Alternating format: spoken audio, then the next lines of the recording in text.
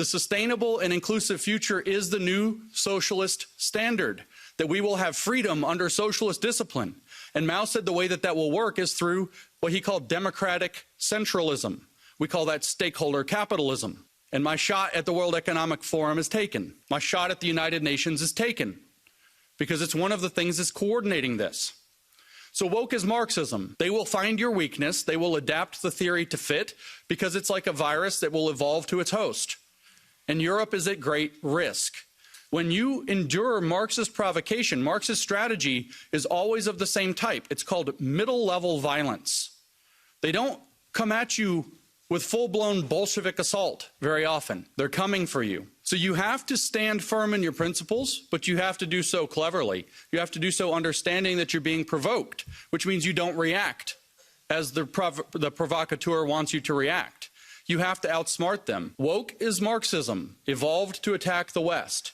If you don't understand that, you will not act correctly. You will not cure it, and it will conquer your countries.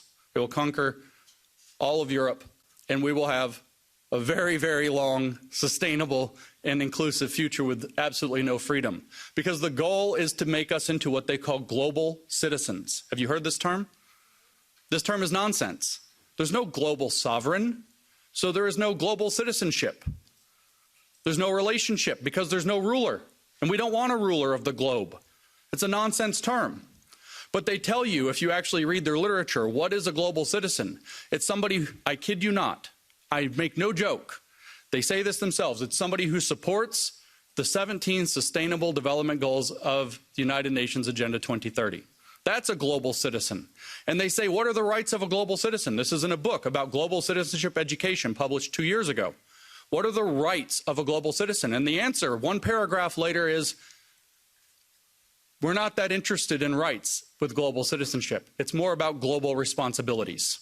In other words, slavery. This is a pivotal moment in the history of the Western world. The model that they are pushing us toward, using the means and mechanisms of that place, is the model we see in China. If you want to know what your future looks like if we don't stop the woke, look at China. Look at the social credit system. Look at the oppression. Look at people disappearing for having the wrong opinions. That's the model. So we have to fight back against woke, but to fight back against woke, we have to understand it, and I will close by restating my thesis. Woke as Marxism evolved to take on the West. And it's been very successful so far because we haven't known our enemy. We cannot name our enemy. And I've come here to name our enemy. So thank you for your time and attention and letting me do that.